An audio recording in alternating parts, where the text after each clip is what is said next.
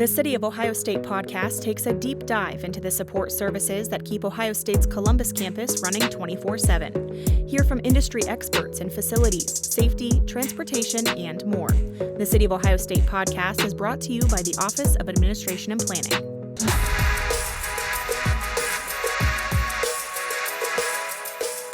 Hello and welcome to the City of Ohio State podcast. I'm your host, Brooke Bartholomew. Last month, we got an inside look at the team who works behind the scenes making campus run smoothly for Buckeyes year-round. This month, we're joined by the Ohio State University Police Division Chief Dennis Jeffrey. He's here to give us the rundown on all things safety as Buckeyes make their way back to campus for fall semester. Chief, thank you for being with us. Thank you for having me. Pleasure to be here. Of course. So you were named chief in November of 2024. So we're approaching 1 year, but before that, you were deputy chief with OSU PD, and before that, you were with the Columbus Division of Police for nearly 3 decades. So can you talk about what lessons you've learned specifically as chief over the last year that are shaping your approach to campus policing? Yeah, really it's about communication. You know, the university is a small city in itself, so there's so many different entities that you really have to familiarize yourself with and really build relationships. So what I've really been doing over the last 3 years is building relationships, and I think sustaining those is really important, and always collaboration in anything we do. So that's really important to us. And for any returning or new Buckeyes, what types of safety programs can they take advantage of to have a safe and successful year? Yeah, we have programs such as the Lyft Ride Smart. So it's if you want to get somewhere, it's a great way safely to get in a vehicle. Cabs on Demand. The Community Crime Map is a great way to have a idea of what's going on near campus. If there's issues, that gives you some idea of maybe where you want to avoid areas. There's safety devices, those are given out by Student Life, birdies, different things that'll help you safety not only on your person but in your home. And we have other things such as Stay Safe Buckeyes and Buckeye Alerts that are all very helpful in helping keep people safe. Yeah, those safety devices that you mentioned, students can get those for free at the Union. And for some students, this might be their first time living away from home. So how can they keep safety top of mind in residence halls and in off-campus housing? Yeah, really if you're on a residence hall or maybe off campus, keep your valuables safe. Keep your doors locked, your windows locked. These are kind of common sense, but sometimes we forget we have roommates. You might think they're going to lock the door. Just always make sure those doors are locked and windows are locked. And really try to avoid, if you're in a residence hall, what we call tailgating. So if someone's coming behind you, don't open the door for them. It might seem rude, but really what we're trying to do is create that safe environment, folks that may not live there. So we really want you to be cognizant of what's going on around you, not only on campus, but off campus as well. And going off of that, if you could recommend sort of a safety checklist for parents to review with their student before they arrive on campus, what would be on it?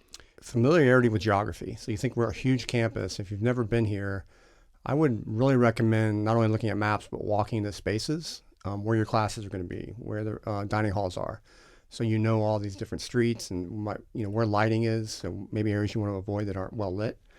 And really just understanding situational awareness. It seems simplistic, but it's a big campus and it's a big city we're in now. So just really looking where you're going, have people know where you're going. So if you're not traveling with someone, maybe contact a roommate and say, I'm leaving at this particular time, I should be there at a certain time. So, people are kind of checking up on you, kind of a buddy system, if you will. Maybe sharing locations too with family. Yeah, absolutely. Yeah. And there, Rave Guardian, there is a mechanism to do that. So if you want to use that technology, that is helpful too. But, it's as simple as just, hey, my roommate, I'm going to be home at 7:00.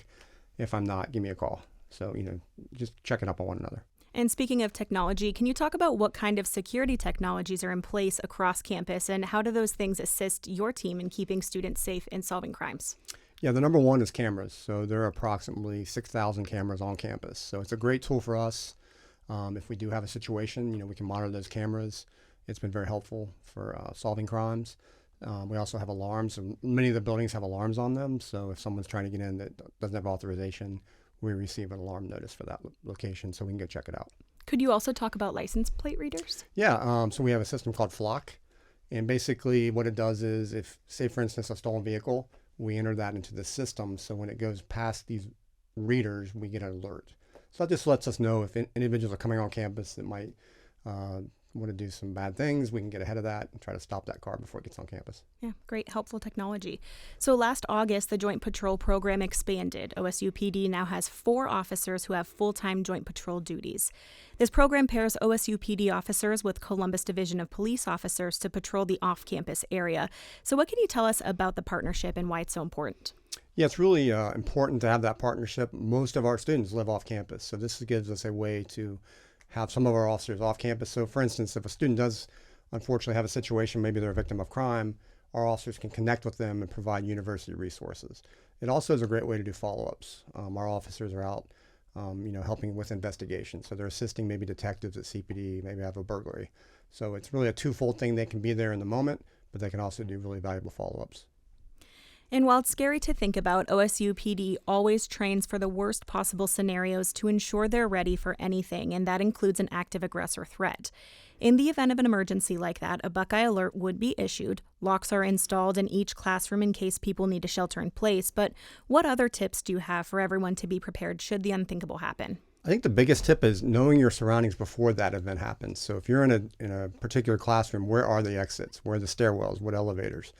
You don't want to have to figure that stuff out when that bad moment happens.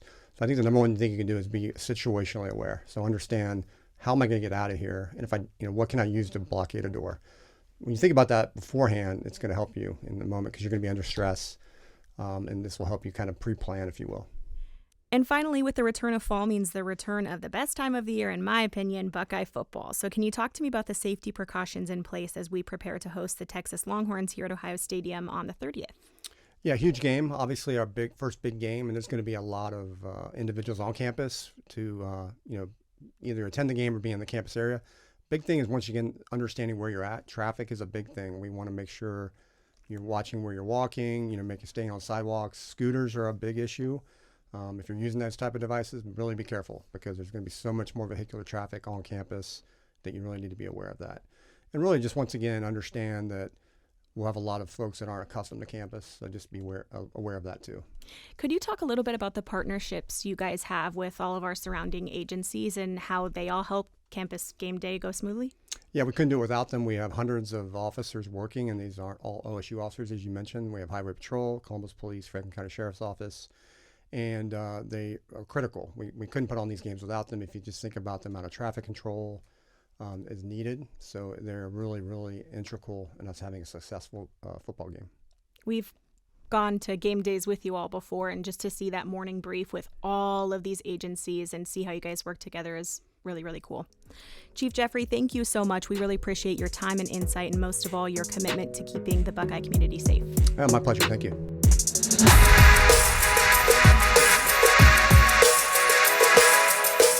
The City of Ohio State podcast is brought to you by the Office of Administration and Planning. Until next time, be kind and go Bucks.